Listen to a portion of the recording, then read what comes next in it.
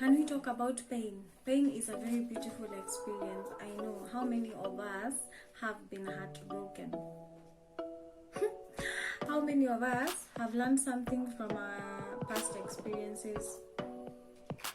If you haven't learned anything, I beg you and I ask you kindly learn, because if you don't, you will continue making the same mistakes in your relationships and the cycle will be the same. For as long as you are not learning anything, that means you're not changing. That means your choices will be wrong. That means you will continue making the mistakes. Now, if your ex has not taught you anything at all, then your next is a disaster waiting to happen, because now you will do double than your ex. You will look for trouble because now you don't even know anything. And pain is good. If you learn from your pain, you become better. If you don't, then some of us need to go through such painful experiences for us to actually learn. You know, there are people that cannot learn from anybody else unless they go through that thing themselves. So it's good sometimes to allow people, especially some of your friends, to go through pain so that they can learn. Until someone has gone through it, they can never understand. Personally, I would never have understood what it means to be in a relationship that is, no, the person is good, but the relationship is not good. He is good, but he's not good for me. That did not used to make sense until I entered into a relationship with a good person, but he was not good for me. He's good, he's absolutely amazing, he's outgoing, he's all these things that people want in a bag of chips on top, but he was not the right person for me. But until I entered into a relationship with such a person, that's when I understood that, by the way, you can love someone, you can love a good person, but they're not good for you. I needed experience to learn that. I wouldn't have learned it any other way, and the pain was important and it has taught me. That's being said, now I know, even if I'm looking for a good person, I am looking for a good person for me, not just a good person.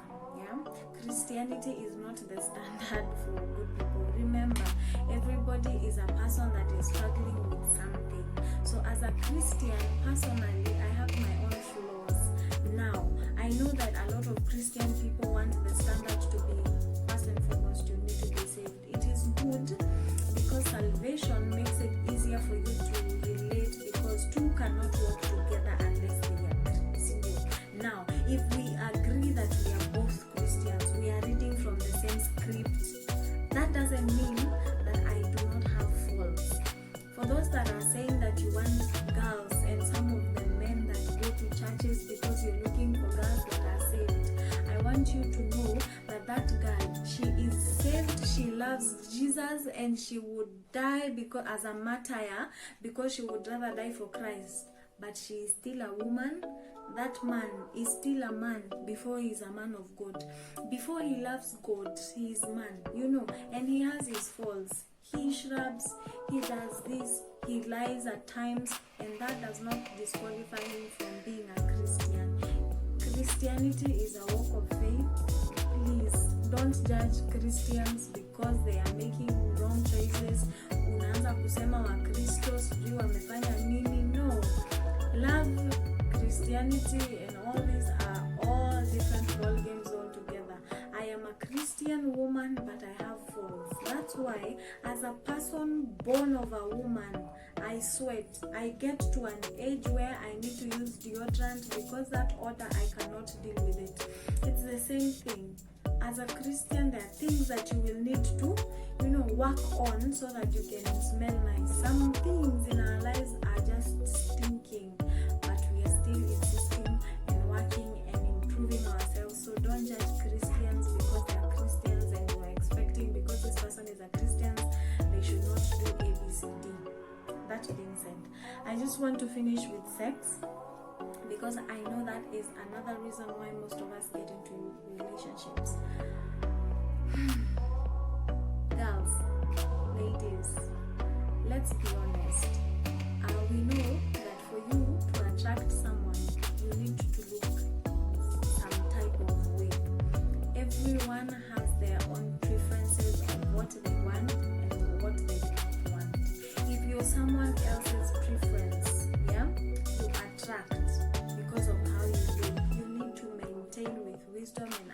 things, and not necessarily by how you look, because your physique changes. Okay, the way you look when you're 17 is not the way you will look when you're 40. So get attracted to someone not because of how they look. Get attracted to someone because of something beyond their physique, so that it can keep you there for years to come.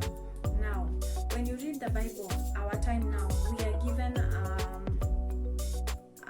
maximum of 70 years. If you live past that, that is by the grace of God, and maybe because of honoring your parents, so you get a bonus of life. Now, if you're 20, as I speak, that means you have 50 years to live with someone that you're marrying now at your 20s. Single. If you're living with this person for 50 years, imagine, and maybe he has bonuses and you have bonuses, so let's go to 80 or 100. What? Those are so many years for you to live with someone. Those like 80 years to live with someone all that time. So whatever choices you make right now about your spouse, you have to live with that consequence for the rest of your life. Let's avoid divorce. Let's avoid all these other things that come past marriage. If you're going to get married, please make sure you do enough research of that person. Get to know ABCD and everything that you need to know, so that your 80, 50, all those years that are coming in the future are important.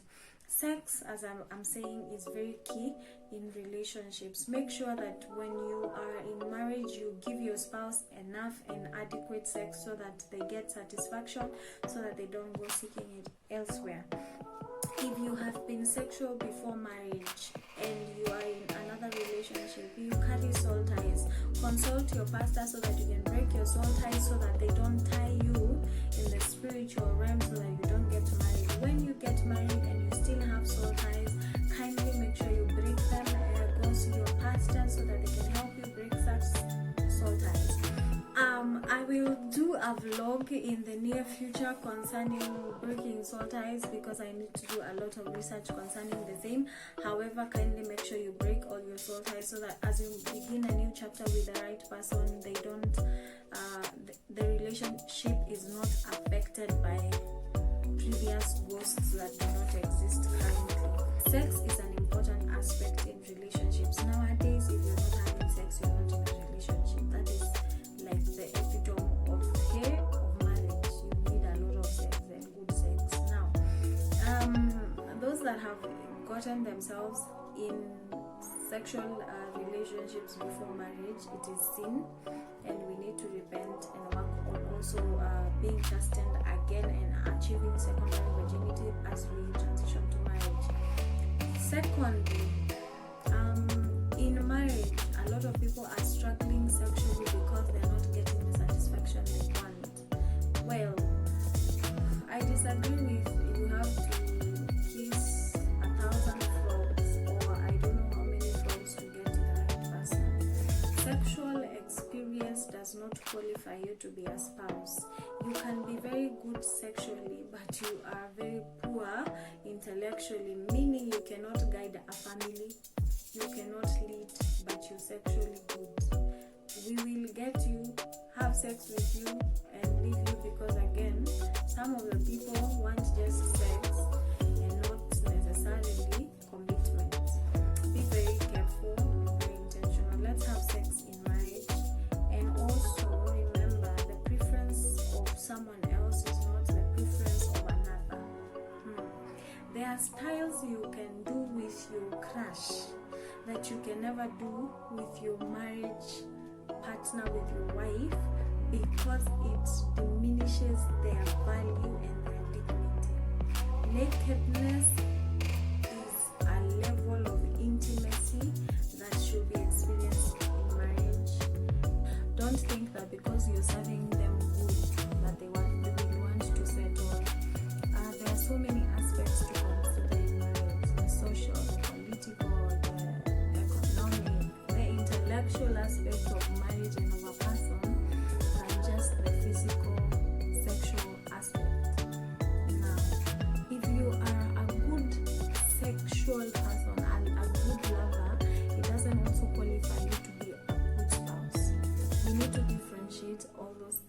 all together, because sometimes it is not love that sustains, it is not sex that sustains a marriage. Sometimes we can just be friends and all you do is talk. For example, when a woman is in her period for like a week, that is 5 days or 6, or others who go for 2 weeks because their flow is not consistent, so when it comes and it pours and it rains very heavily. If then again you got into the marriage because of sex, you can imagine being deprived, and it's not her fault, because now you can't visit those zones when it is that wet. You have to wait. If then again you got into the relationship because of sex, you will have to go out there and cheat, because now whatever you entered into the marriage for, you're not getting. Thank you for staying tuned.